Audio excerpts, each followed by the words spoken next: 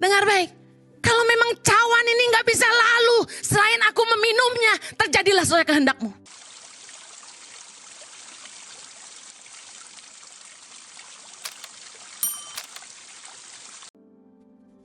Saya ngerti apa yang Yesus alami, rasa takut yang luar biasa.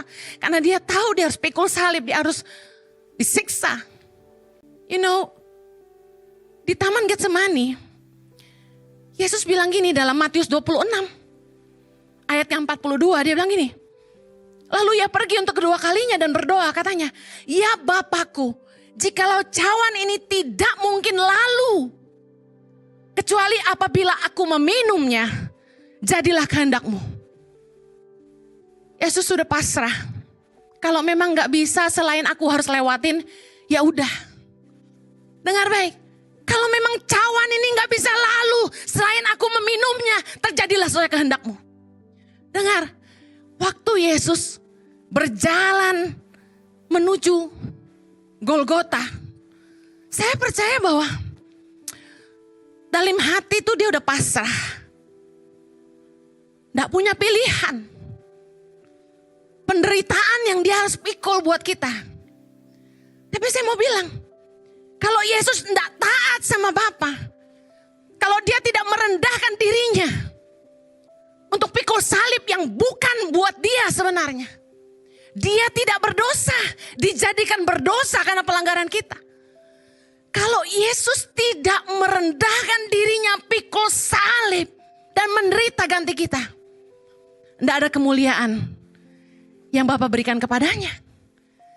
Dalam hidup ini harus ada kematian untuk bisa mengalami kebangkitan. Yesus harus mati supaya dia dibangkitkan. Dan kuasa Allah dinyatakan. Dan kemenangan salibnya yang hari ini menjadi sebuah pengharapan bagi kita. Bahwa barang siapa percaya kepadanya akan beroleh hidup yang kekal. Bahwa maut tidak berkuasa atas hidup kita. Kita mungkin mati tapi sementara. Tapi kita akan dibangkitkan bersama-sama dengan dia. Katakan amin. Dengar baik. Kita harus mati dalam dosa. Kematian Yesus di kayu salib mengajarkan kita bahwa kita harus mati terhadap dosa. Mati terhadap keinginan daging kita sendiri. Drama yang tadi diputar menggambarkan semua problema dalam kehidupan kita. Pernikahan yang tidak bahagia. Istri yang banyak nuntut.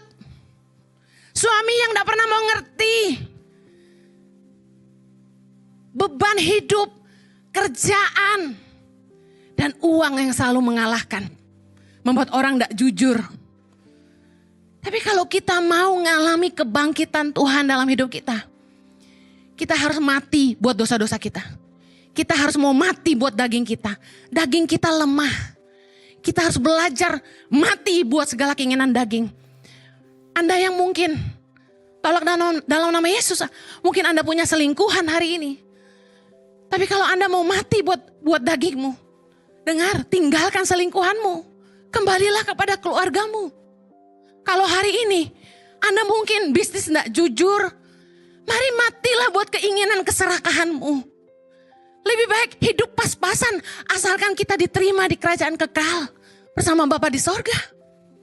Tuhan mau kita mematikan kehendak daging kita, hawa nafsu kita. Kita menang atas dosa supaya kita juga dibangkitkan bersama-sama dengan Dia.